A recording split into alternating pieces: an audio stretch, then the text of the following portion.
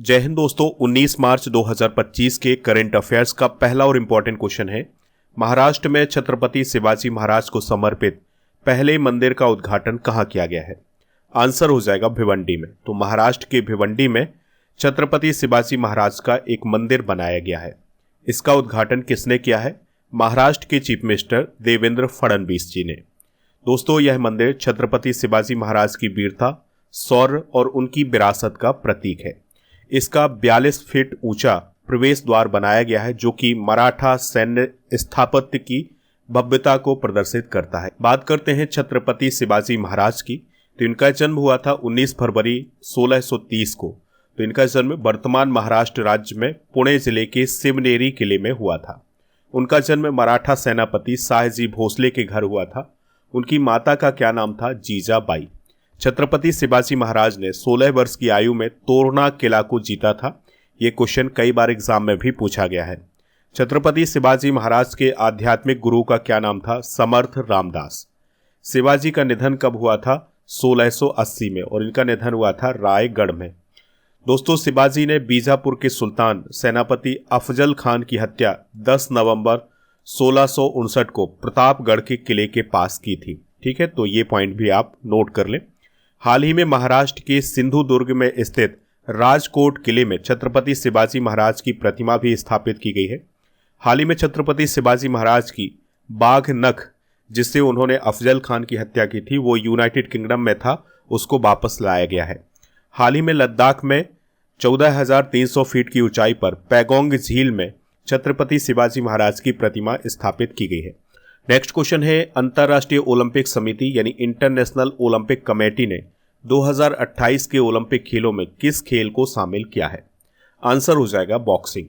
तो देखिए दोस्तों, इससे पहले इंटरनेशनल ओलंपिक कमेटी के द्वारा बॉक्सिंग को 2028 के ओलंपिक खेलों में शामिल नहीं किया गया था, लेकिन अब 2028 के ओलंपिक खेलों में मुक्केबाजी को भी शामिल किया जाएगा। ठीक है, तो ये फैसला लिया है इंटरनेशनल ओलंपिक कमेटी ने। 2028 के जो ओलंपिक हैं, यह अमेरिका के लॉस एंजल्स में आयोजित किए जाएंगे। तो ये बात आप जरूर याद रखिएगा। यह 1996 के बाद पहली बार अमेरिका में ग्रीष्मकालीन ओलंपिक होंगे, यानी कि इससे पहले 1996 में अमेरिका में ग्रीष्मकालीन ओलंपिक हुए थे, अब 2028 में होंगे। 2028 के जो पैरालंपिक खेल हैं, ये भी लॉस एंजल्स में ही आयोजित किए जाएंगे। बात करते हैं इंटरनेशनल ओलंपिक कमेटी की।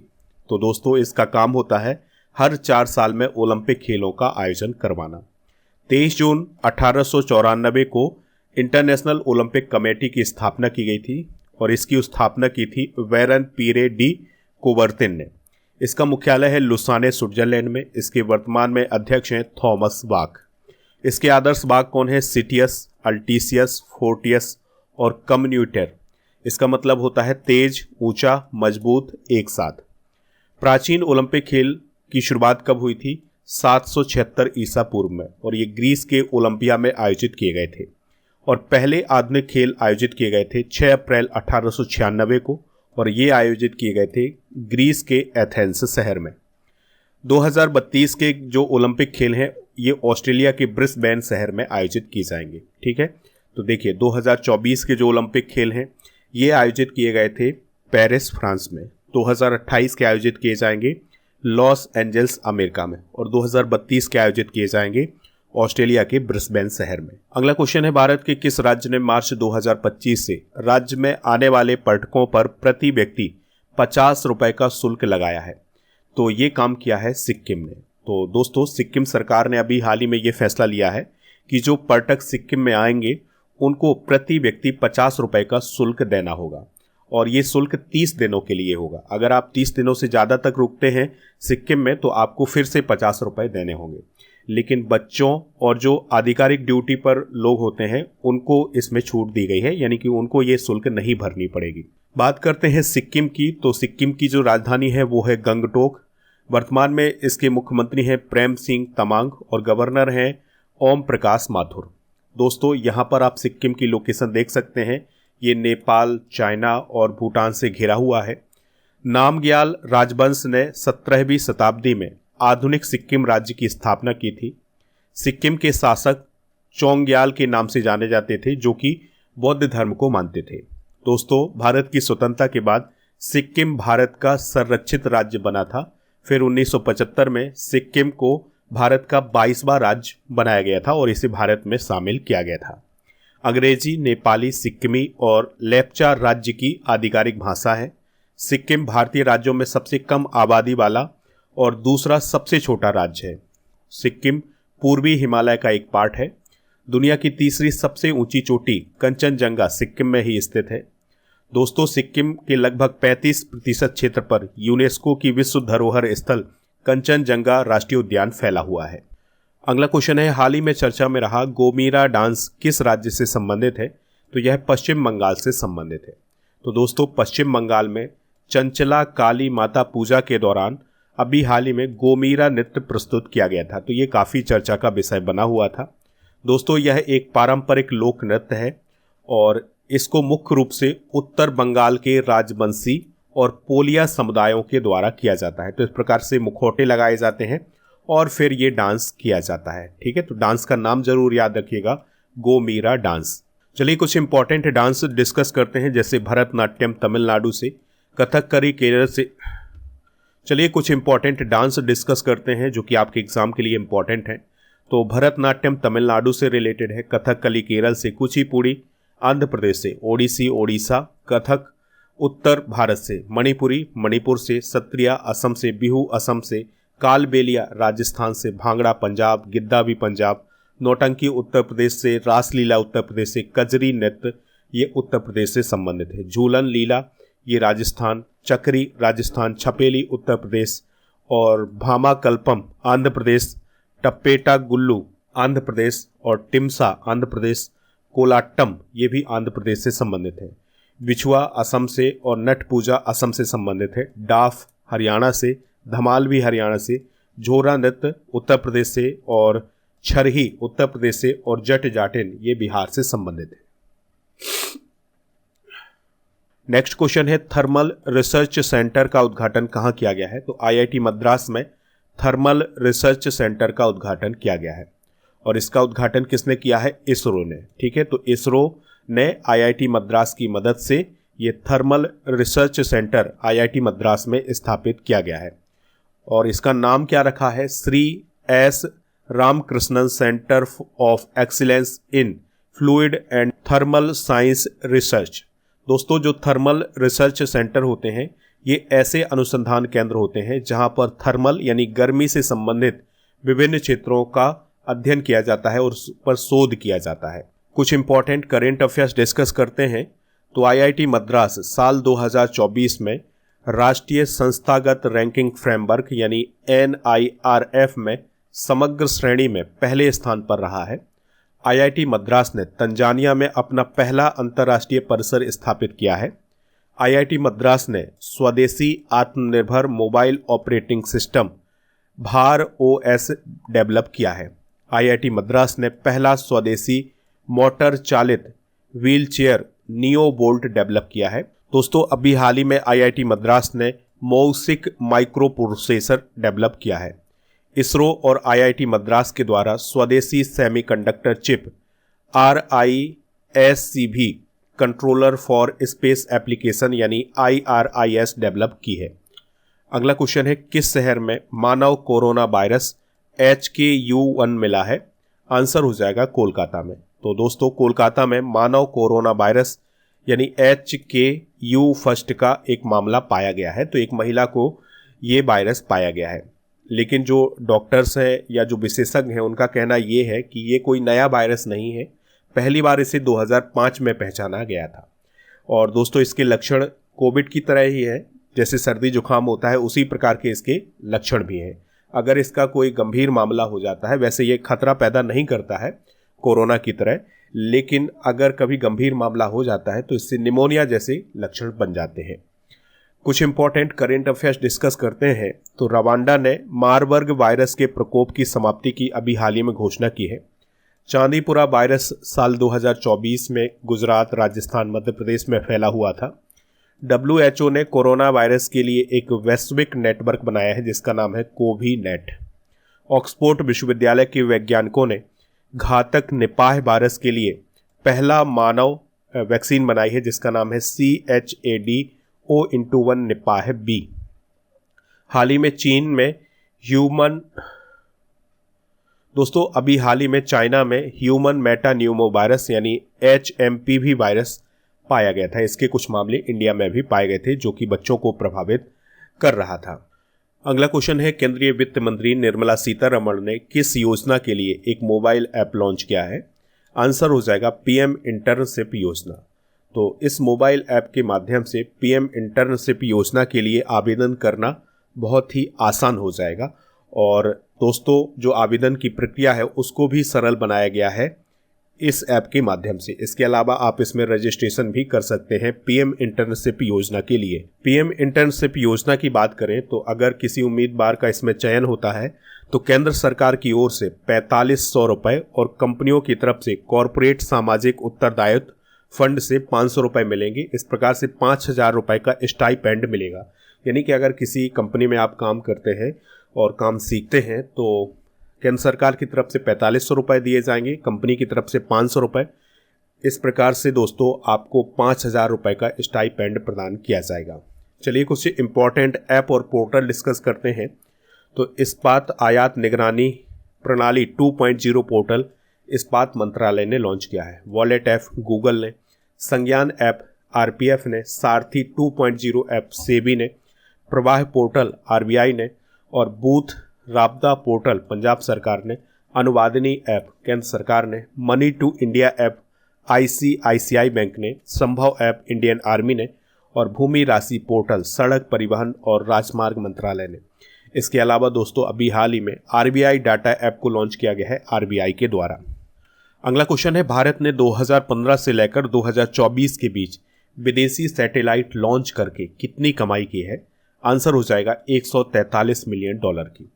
तो भारत ने 2015 से लेकर 2024 के बीच में 34 देशों के 393 विदेशी सैटेलाइट लॉन्च किए हैं और उनका सफल प्रक्षेपण किया है। इस प्रकार से दोस्तों इस काम के लिए भारत को 143 मिलियन अमेरिकी डॉलर की विदेशी मुद्रा प्राप्त हुई है।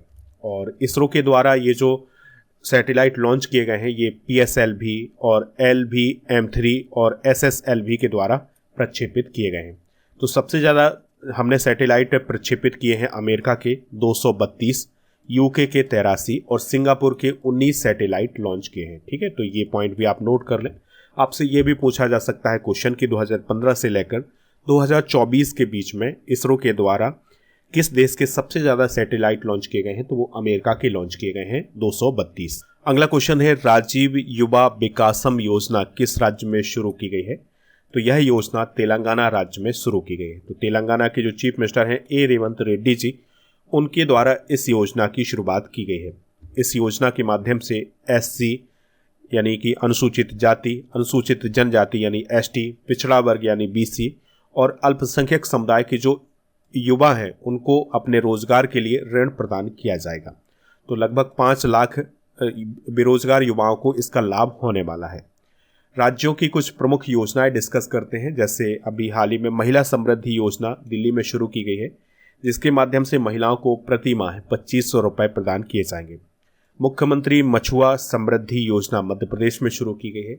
गवाह संरक्षण योजना 2025 हरियाणा में शुरू की गई है। सुभद्रा योजना ओडिशा में प्रदान की गई है जिसमें महिलाओं को 1 साल में 10,000 रुपये प्रदान किए जाएंगे। दीनदयाल उपाध्याय भूमिहीन कृषि मजदूर कल्याण योजना ये छत्तीसगढ़ में शुरू की गई है। पार्थ योजना मध्य प्रदेश में। दीपम 2.0 निःशुल्क सिलेंडर योजना आंध्र प्रदेश में। घर घर सोलर पहल टाटा पावर के द्वारा शुरू की गई है। और निजुत मोइना योजना असम सरकार के द्वारा शुरू की गई है। अगला क्वेश्चन है, बिंदु घोष कौन थी जिनका अभी हाल ही में निधन हुआ है? तो वह एक तमिल एक्ट्रेस थी, तो उनका भी हाल ही में निधन हो गया है। यहाँ पर आप बिंदु घोष को देख सकते हैं। ये एक हास्य कलाकार रही है।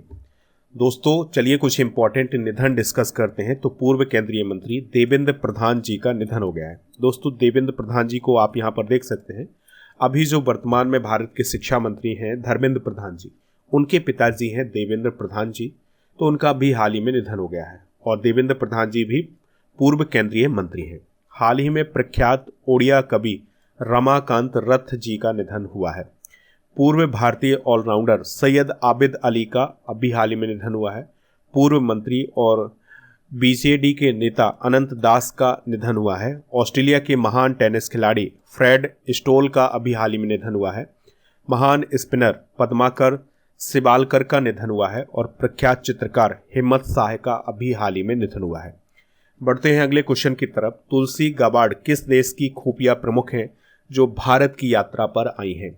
आंसर हो जाएगा अमेरिका। तो अमेरिका की खुफिया अगला क्वेश्चन है, तुलसी गाबार्ड किस देश की खुफिया प्रमुख हैं जो भारत की यात्रा पर आई हैं? तो आंसर हो जाएगा इसका अमेरिका। भारत और न्यूजीलैंड के बीच कितने समझौतों पर हस्ताक्षर किए गए हैं?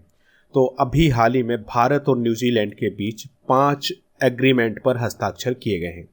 और ये जो 5 एग्रीमेंट हुए हैं वो कौन कौन से हैं? तो भारत और न्यूजीलैंड के बीच रक्षा सहयोग को लेकर के समझौता हुआ है, बागवानी पर सहयोग के लिए समझौता हुआ है, खेल स्पोर्ट्स के लिए सहयोग करेंगे दोनों देश एक दूसरे को, एजुकेशन पर सहयोग करेंगे और वानिकी पर सहयोग करेंगे। तो इन 5 विषयों पर 5 समझौते हुए हैं। तो अभी हाल ही में न्यूजीलैंड के जो प्रधानमंत्री हैं क्रिस्टोफर लक्सन, वो भारत की यात्रा पर आए हुए हैं। इसी यात्रा के दौरान ये 5 समझौते हुए हैं इंडिया और न्यूजीलैंड के बीच में। अच्छा, न्यूजीलैंड की बात करें तो यह दक्षिण प्रशांत महासागर में स्थित एक द्वीपीय देश है। इसने 1947 में ग्रेट ब्रिटेन से स्वतंत्रता प्राप्त की थी और यह कॉमनवेल्थ का एक मेंबर है। न्यूजीलैंड की जो मूल आबादी है यह कहलाती है माओरी और यहाँ पर दोस्तों कीवी पक्षी भी पाया जाता है जो कि उड़ने में असमर्थ होता है, उड़ नहीं सकता है। वेलिंगटन न्यूजीलैंड की राजधानी है। न्यूजीलैंड डॉलर यहाँ की करेंसी है और यहाँ के जो राजा हैं वो हैं किंग चार्ल्स तृतीय, यानी कि जो ब्रिटेन के राजा हैं ना वही न्यूजीलैंड के राजा हैं। प्रधानमंत्री कौन है? Christopher Luxon. तो ये थे आज के करंट अफेयर्स के क्वेश्चन। दोस्तों आप स्टडी करके ऐप को इंस्टॉल कर लें, इसका लिंक डिस्क्रिप्शन बॉक्स में दिया गया है। आप कोर्स एंड पीडीएफ वाले ऑप्शन पर जाएंगे तो 1 year complete monthly current affairs का पैकेज मिल जाएगा। 1000 टॉपिक बाई स्टैटिक जीके की पीडीएफ मिल जाएगी और 1 year topic wise all current affairs की पीडीएफ आपको यहाँ पर मिल जाएगी। मंथली करंट अफेयर्स की ई बुक को अगर आप अलग से प्राप्त करना चाहते हैं तो ई बुक वाले सेक्शन पर मंथली करंट अफेयर्स वाला ऑप्शन मिलेगा, यहाँ से आप इसको प्राप्त कर सकते हैं हिंदी इंग्लिश दोनों मीडियम में। इसके अलावा 13 महीने के करंट अफेयर्स की ई बुक और 1800 करंट अफेयर्स के एमसीक्यूज की ई बुक भी आपको ऐप पर मिल जाएगी। इसको ई बुक वाले सेक्शन पर जाकर के चेक कर सकते हैं। चलिए अब हम कल के करंट अफेयर्स को रिवाइज करते हैं। WPL 2025 का टाइटल किसने जीता है? मुंबई इंडियंस। IAU ने शनि ग्रह के कितने नए उपग्रह को आधिकारिक रूप से मान्यता दी है? 128। हाल ही में केंद्र सरकार ने चंद्रमा के लिए किस मिशन को मंजूरी दी है? Chandrayaan 5 mission. International master league 2025 का टाइटल किसने जीता है? India masters. रायसीना डायलॉग के 10वें संस्करण का आयोजन कहाँ किया जा रहा है? नई दिल्ली में। इसके अलावा दोस्तों 12वें विशेष ओलंपिक विश्व शीतकालीन खेल 2025 किस देश में आयोजित किए गए हैं? Italy. Delhi metro rail corporation ने किस कंपनी के साथ शहरी कार्गो माल सेवा शुरू की है? Blue dart express. त्रिनिदाद और टोबैगो के नए पीएम कौन बने हैं? Stuart young. केंद्रीय गृह मंत्री अमित शाह ने लचित वरफुकन पुलिस अकादमी का उद्घाटन किस राज्य में किया है? असम। एंड्री हाथोब किस देश के नए चीफ ऑफ जनरल स्टाफ बने हैं? यूक्रेन। जेमा 3 AI मॉडल किसने लॉन्च किया है? गूगल। आयुध कारखाना दिवस का मनाया जाता है 18 मार्च को। आज के जनरल नॉलेज के पिटारे में भारतीय नागरिकों को प्राप्त मूल अधिकार डिस्कस करेंगे, जैसे समता या समानता का अधिकार है अनुच्छेद 14 से 18 तक, स्वतंत्रता का अधिकार है 19 से 22 तक, शोषण के विरुद्ध अधिकार है 23 से 24 तक, धार्मिक स्वतंत्रता का अधिकार है 25 से 28 तक, संस्कृति और शिक्षा संबंधी अधिकार है 29 से 30 तक और संवैधानिक अधिकार है अनुच्छेद 32 में। ठीक है, तो ये सभी अनुच्छेद और जो मूल अधिकार हैं उनको नोट कर लें। दोस्तों फरवरी के करंट अफेयर्स को एक बार रिवाइज करते हैं। दिल्ली ओपन 2025 का खिताब किसने जीता है? पुरुष एकल में किरियन जैकवेट ने। लिथियम खनन और अन्वेषण में सहयोग के लिए किस देश के साथ भारत ने समझौता किया है? अर्जेंटीना। समुद्री नेविगेशन सहायता के लिए अंतर्राष्ट्रीय संघ ने किस देश को अपना उपाध्यक्ष चुना है? इंडिया। 9वीं एशिया आर्थिक वार्ता 2025 कहाँ आयोजित हुई है? पुणे। मेजराना फर्स्ट चिप को किस कंपनी ने लॉन्च किया है? माइक्रोसॉफ्ट। राष्ट्रीय अनुसूचित जनजाति आयोग का 22वां स्थापना दिवस कब मनाया गया है? 19 फरवरी 2025। अंतर्राष्ट्रीय मातृभाषा दिवस कब मनाया जाता है? 21 फरवरी। भारत सरकार ने प्रधानमंत्री अन्नदाता आय संरक्षण अभियान यानी PM आशा योजना को कब तक के लिए बढ़ाया है? 31 मार्च 2026। दूसरा, अखिल भारतीय राज्य जल मंत्रियों का सम्मेलन 2025 कहाँ आयोजित हुआ है? उदयपुर। भारत के मुख्य आर्थिक सलाहकार वी अनंत नागेश्वरन को कितने वर्ष का सेवा विस्तार दिया गया है? 2 वर्ष का। कल के करंट अफेयर्स में आपसे पूछा गया था कि मुख्य चुनाव आयुक्त कौन है वर्तमान में भारत के, तो वो है ज्ञानेश कुमार। तो लगभग सभी लोगों ने इसका आंसर ज्ञानेश कुमार बताया हुआ है। आज का क्वेश्चन है, अंतर्राष्ट्रीय ओलंपिक समिति का हेडक्वार्टर कहाँ है, किस देश में है? जो भी इसका राइट आंसर हो कमेंट बॉक्स में जरूर बताइएगा। और अगर आप एमपी की किसी भी एग्जाम की तैयारी कर रहे हैं या एसएससी के किसी भी एग्जाम की तैयारी कर रहे हैं तो उसके लिए कोर्स आपको ऐप पर मिल जाएंगे। इंग्लिश का फाउंडेशन बैच आप जरूर ज्वाइन कर सकते हैं। इसके अलावा दोस्तों आपको बता दें कि ऐप पर बहुत सारी ई बुक लॉन्च की गई है, जिसमें जीके की ई बुक है और करंट अफेयर्स की ई बुक है। तो जीके की ई बुक की अगर हम बात करें तो इसमें जियोग्राफी, पॉलिटी, हिस्ट्री, साइंस, इन सभी की ई बुक हिंदी इंग्लिश दोनों मीडियम में आपको उपलब्ध हो जाएंगी। टेस्ट पास मिल जाएगा, जिसमें 4000 से अधिक टेस्ट मिलेंगे 1 वर्ष की वैलिडिटी के साथ।